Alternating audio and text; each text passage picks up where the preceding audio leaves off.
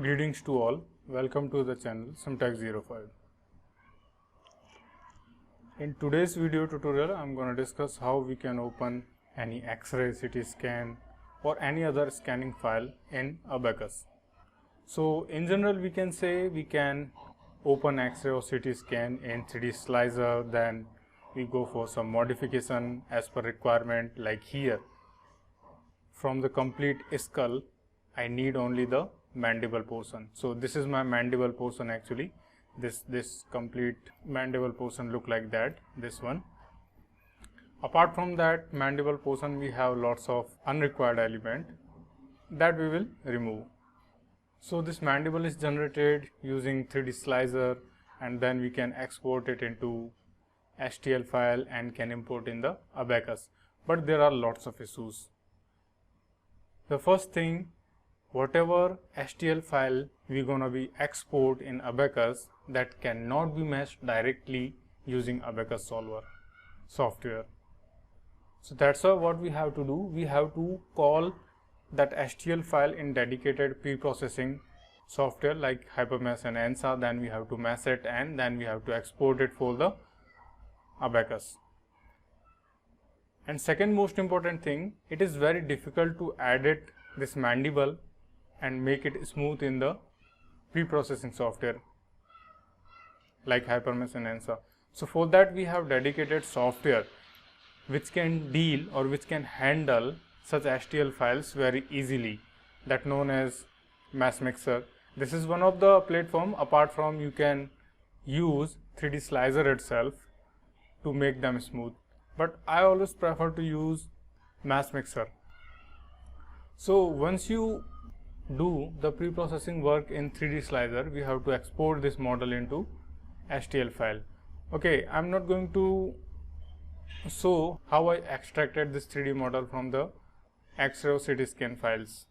If you want to learn 3D Slicer, lots of video tutorial already available on the YouTube. So you have to just export it. So first go for file and save. Lots of file we have here. We have to save only the required file, and here the required file is my tissue.stl. Actually this is not tissue component, but I took the color same for the tissue component, so that's why it is representing the mandible name as tissue. Of course you can go with rename this.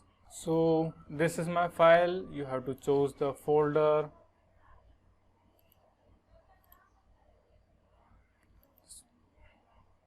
.3D Slicer to Abaqus, and I'm going to create a folder mandible, and you have to choose that and click on save. So let me open that file.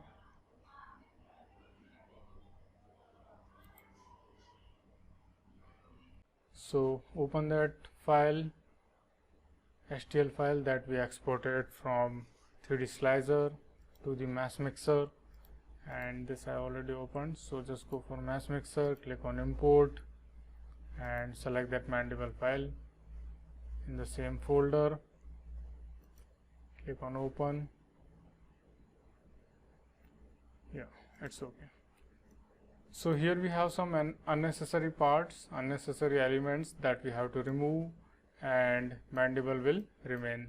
So just go for select tool and you have to select any of face of the mandible, then go for modify the selection and click on here expand to connected. So the connected mandible, or we can say mandible, will be select, other all region will be deselect. So but I want to select the regions which are not included in mandible. So modify and click on invert, and now go with the edit options and click on discard or delete options. Now mandible will be remain to us.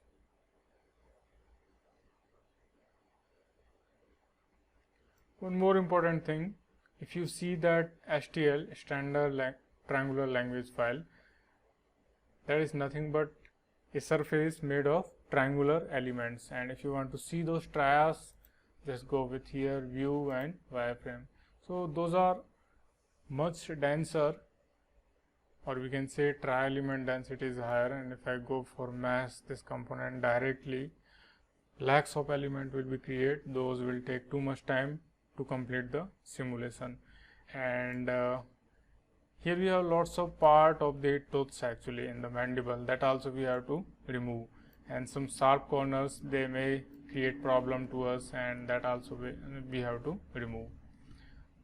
So to do so, you can go with the select, or simply click on Ctrl A, the all mandible will be select, then go with edit and reduce. So first I am going to reduce the element size because that size is huge. So by default software creates some element by parameters, so up to 50% they are reducing the element size. I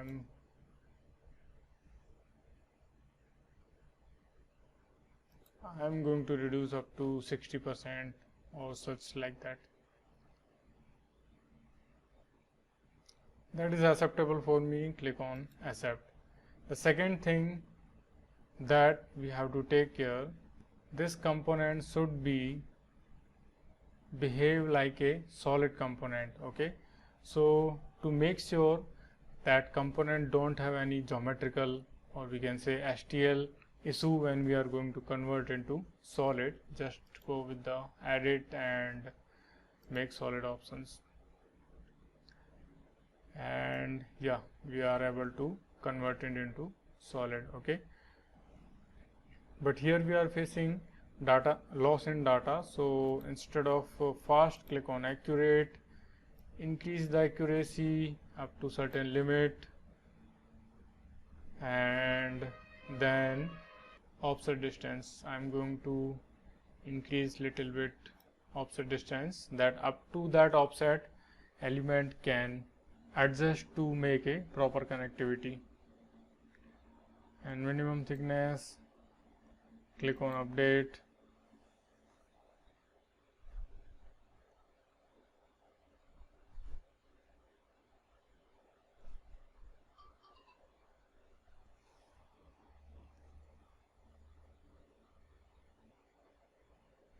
Okay, so meshing is done,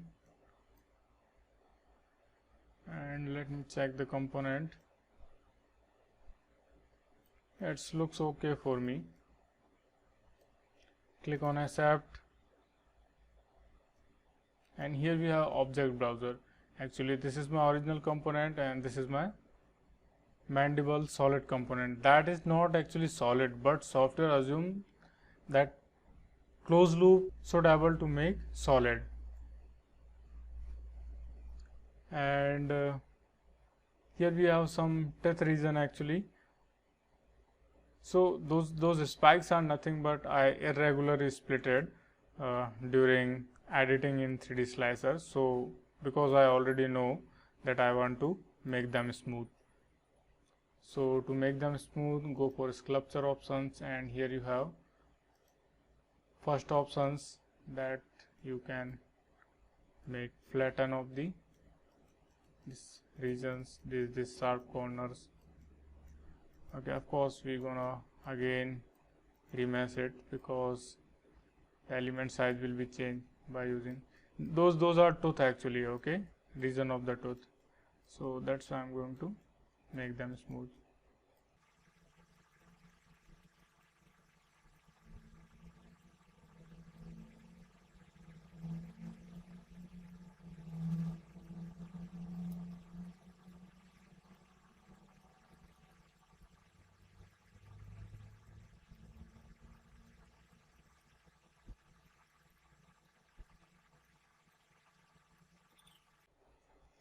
Okay, some of the reason I don't want to utilize actually like this particular sharp corner, that is not important for me, I can remove. Similarly this regions I can remove, or if you have any sharp corner here, if you are able to remove, or if you allow to remove, just go for remove, otherwise you can keep it as it is. So just go for edit, and instead of brush choose the other second one options, and select elements likewise precisely. Okay, and if you want to reduce the selection, just go for modify and contract ring. Okay, and now you can go with the delete options. So I deleted those. Similarly, you can delete multiple regions. So again, go with the same.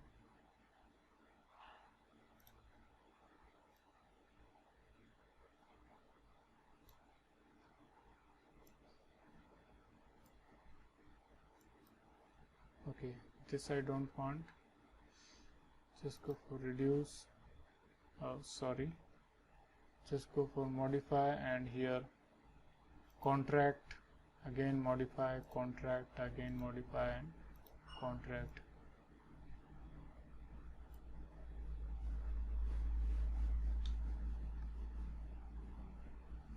I think I have to select again. Select and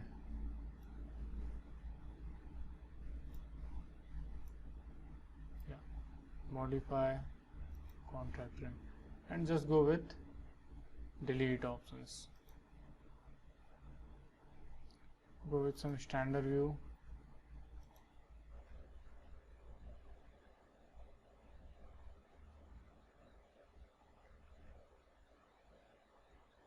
So just reduce the size and go with standard view.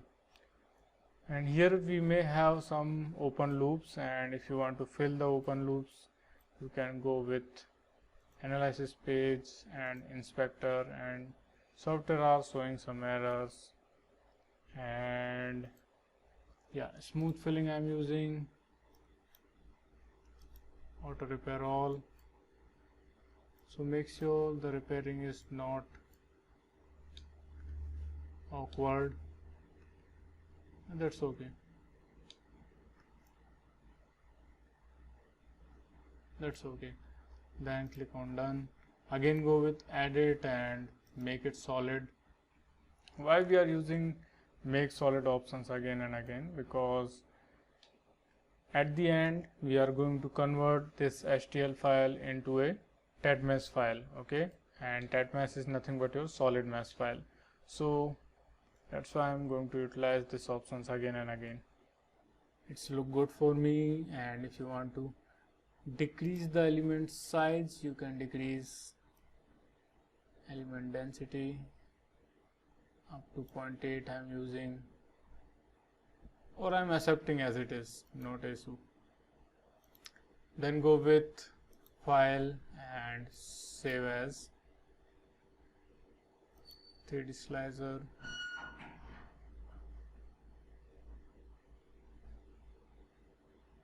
Mesh mixer model, mandible model, mandible smooth model 1. Click on save. One more thing that I'm going to do here, I'm remeshing the component to make a uniform element size throughout. So simply select all elements and add it and click on remesh.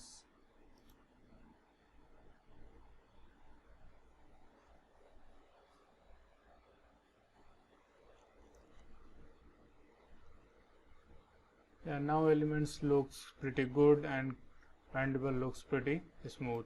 Okay, I'm reducing the density a little bit.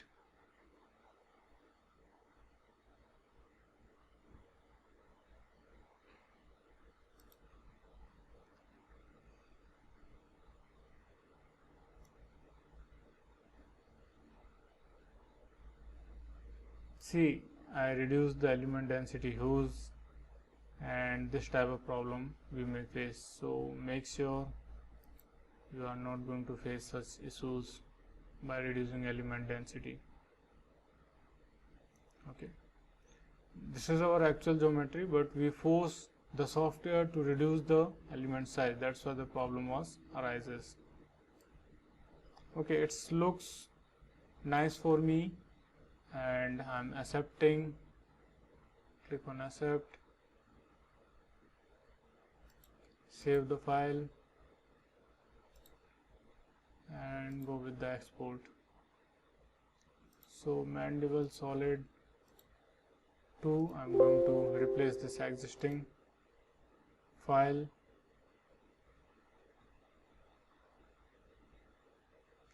Hope software exported the file. Now to import, just go for here import options, and by default here we have in solver deck options, choose STL file from solver deck, click on open this file and click on import. This is my Mandible file imported into HyperMesh. Go with some standard view, just go for 3D mesh and tetra mesh, and here we have lots of options. I'm going to utilize the first option, tetra mesh. By default, if that option is in component, change it into elements. Select these element from which you want to make tetra element, okay, and create volume in the new component and click on mesh. So software will automatically start the meshing and it will generate number of element, and here you can see because we are using dense STL file, so tetra element also will be more. So to ensure that component is meshed by 3D element, you have to go with the model. See, earlier we imported only the Mandible component, and now you have one more volume, that is volume 1, okay, and that is purely our tetra meshing. So this is my tetra mesh. If I go for hide some regions, now you can see this component is completely filled, okay, and wherever we have hollow in our Mandible STL file, here also we have hollow regions likewise, okay. So just go with unmask all, go with some standard view, and now I want to export this file to the Abaqus. So to do so, you have to go with Abaqus user profile, standard 3D, click on OK. By default, software automatically convert those element into Abaqus element, and to verify you can go with any of 1D, 2D, 3D page. Here we have element type options, and if I want to check any of element, simply you have to go with the 2D and 3D and select the element, what type of element it is. Just go with review option. So this is C3D4 element or continuum 3D element 4 node element, and if you want to change the order of the element, sometimes you may need second order element, second order tetra element, because those type of second order tetra element are highly recommended when we are using tet mesh. So instead of using first order element, I am going to change the order change options from first to second. Select those all element and click on change order. Once the order of the element will change, we can verify.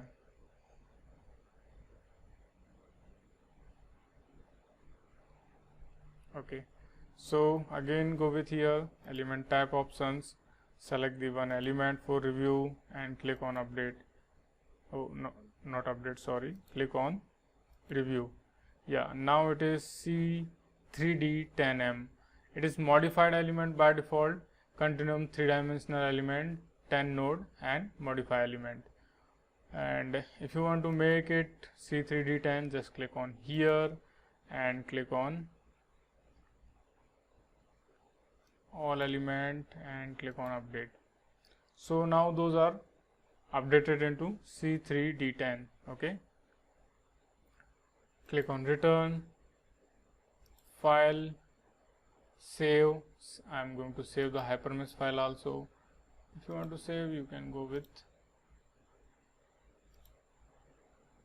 I am saving in the same folder, Mandible folder, Mandible .hm, that will automatically save. And I want to export it into .inp file, that I can call it into Abaqus. So here go with the export options, import options, and here we have export options. For Abaqus I want to export, template is 3D standard, or you can utilize the Abaqus explicit also. Whatever you have to decide what type of analysis you want to perform. Okay, so I'm using here standard 3D. Choose the folder. I'm using the same folder.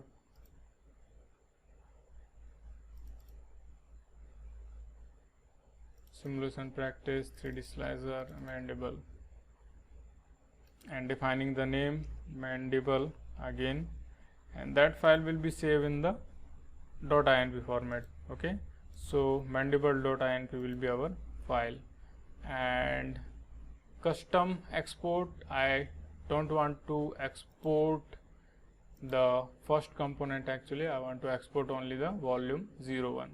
So just go with here custom, or you can say displayed, so only the displayed element will be export, because those other element I already hided. Okay, so only these displayed 3D element will be export. Click on export options.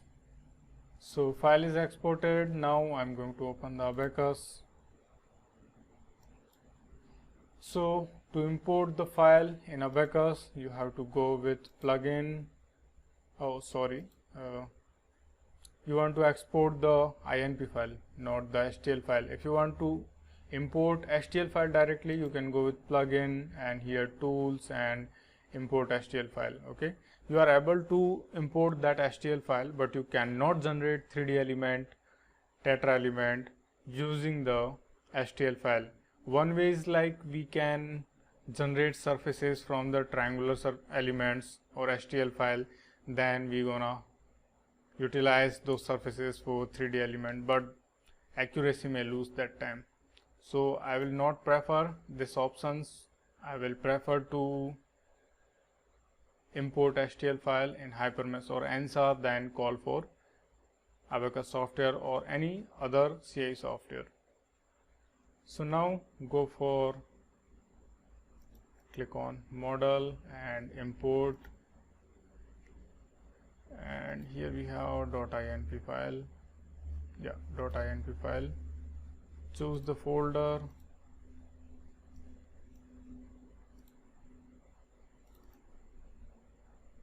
Mandible, and this one mandible.inp. Click on OK. So click on that part and select that. Sometime it happens, you have to click on that part. Now this part is imported in the Abaqus, and we can see very beautifully these elements are able to capture the geometrical behavior, and you can perform analysis using Abaqus solver now. So that's all for this tutorial. In this tutorial basically we use first 3D slicer to convert DICOM file into STL file, DICOM or maybe X-ray or CT scan file or any other scanning file that we converted into STL format. That STL file need to be smooth, need to be remeshed. That's why we use the mesh mixer options, mesh mixer tool, and we use the smoothing and solid options there. Then we call that smoothen file into Hypermesh and generated 3D tetra element, second order tetra element using the tri elements. Then we called in Abaqus software.